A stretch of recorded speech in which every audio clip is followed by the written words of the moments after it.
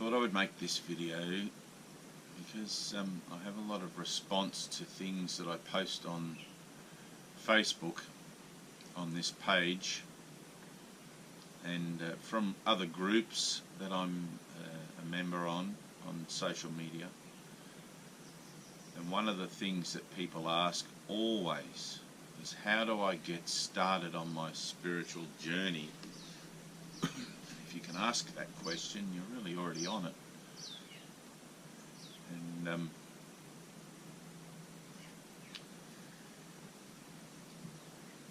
the funny idea that I would have a spiritual journey separate from the one that I'm experiencing right now, because I am in a journey of the soul. It's always a little bit amusing to me, but I understand that there is a deeper yearning or a deeper desire to be more involved or more aware of the connection and the oneness with all things, and that comes from in here, from that inner emptiness, from that calling inside that never stops, never sleeps.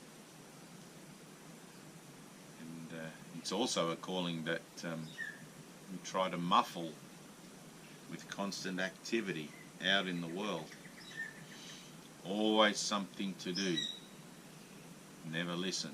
Always some place to be, never listen. And learning to listen to that inner voice is the doorway to a deeper understanding of yourself. It is the next step in, let's say, the evolution of the mind, as we begin together to transform our views of ourselves and others and enter into an ability, a true ability, to communicate without words, without the need to be understood. Communicate in mind. One of the most helpful tools that I've found being able to assist facilitation of the process of transformation, enabling that communication to come forth or to be realized or recognized within, is the unearthly text of A Course in Miracles. If you haven't heard of A Course in Miracles, I suggest you jump online and Google it. It comes in various publications. I prefer the Sparkly book. It's the one I've been involved with for the longest period. I was first introduced to A Course in Miracles with the old blue book, which energetically I find is stifled now because of the controversy that surrounds it. When I open its pages, although to you it may seem something amazing and new, to me it's not fresh. To me it has no life about it anymore. It's sort of this stale. It's like bread, you can still eat it, but it's somehow flat. Whereas the Sparkly book, you open the pages and there is passion. There's something that has been given from others who have walked the path before you, that have enabled that book to come forth from the constraints of copyright and been brought anew to the world without editing. So that's the version that I like. But as far as the mind training goes and the workbook goes and everything else goes, make up your own mind.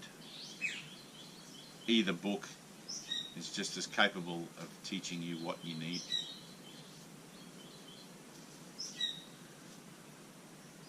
And the path will be confronting. One of the things that I get a lot is how nice the spiritual path is. How sacred and beautiful it is. And I'm laughing because that's not the spiritual path that I know. The spiritual path I know is confronting and dark. And it's hard work. There's a lot of releasing. There's a lot of involvement with deep-rooted cyclical thought patterns, emotional baggage, if you want to call it that, chains that need to be broken.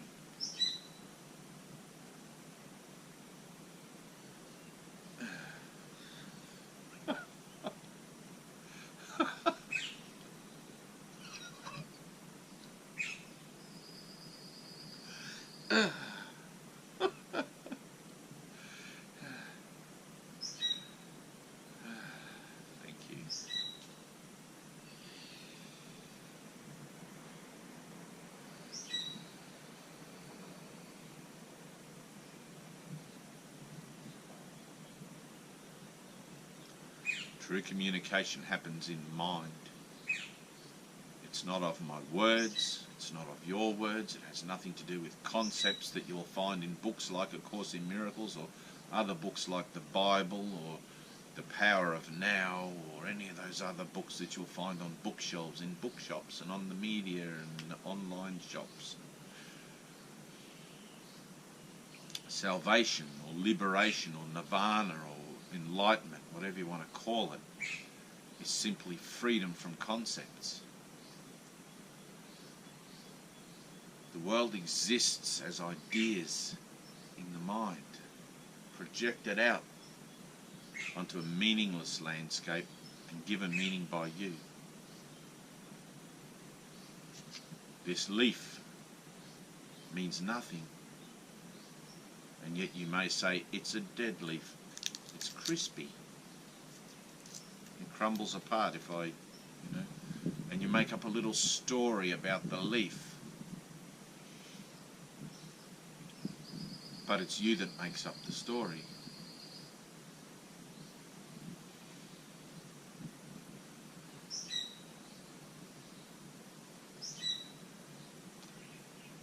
The path within is recognizing that what is out there is a symbolic representation of what is in here, the good and the bad, and we tend to project out the bad onto others or other situations rather than looking within our own mind to realize that I am responsible for the world I see. I give everything the meaning it has for me, but yet of itself it has none. An animal or a tree or any other kind of life force has instinctual responses to things, as do humans, but humans are able to process those responses and categorize them into boxes of good and bad and right and wrong and should and shouldn't.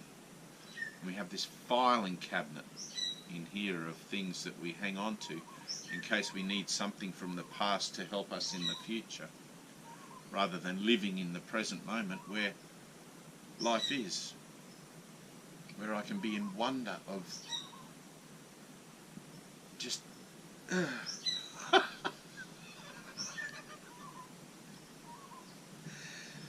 just how it is that I seem to find myself here.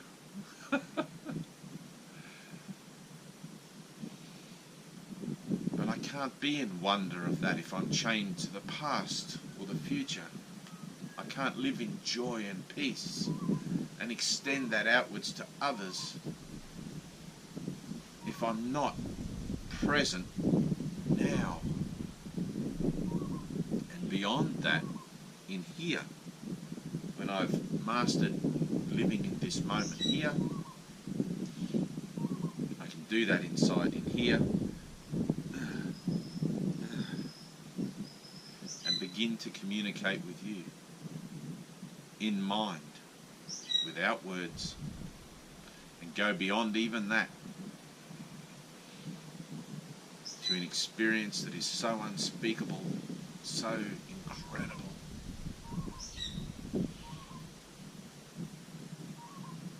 The full enlightenment of the mind. That experience has nothing to do with the physical world, nothing to do with being able to think about it, nothing to do with how long I've mastered my spiritual path. It happens in a moment, in this moment, not in a moment tomorrow, not in a moment from the past. The doorway to your enlightenment is always open.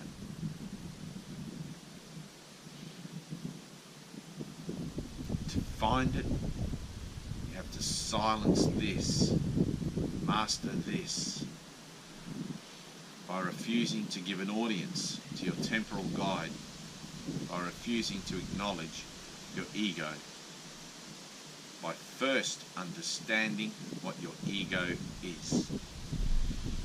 Your ego is not your friend. It is suspicious, vicious, cunning and baffling. It is that voice in your head that tells you what shirt to put on, what somebody else is doing, what you think you should be doing. It's the voice of judgment. And when you're tired of judging, when you have realized that judgment brings you no happiness, no peace, perhaps you'll join me on the great crusade to inner peace and enlightenment.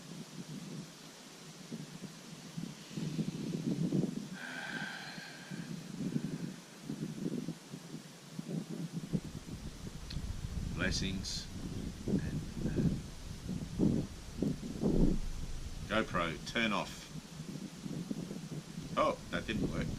GoPro, stop video.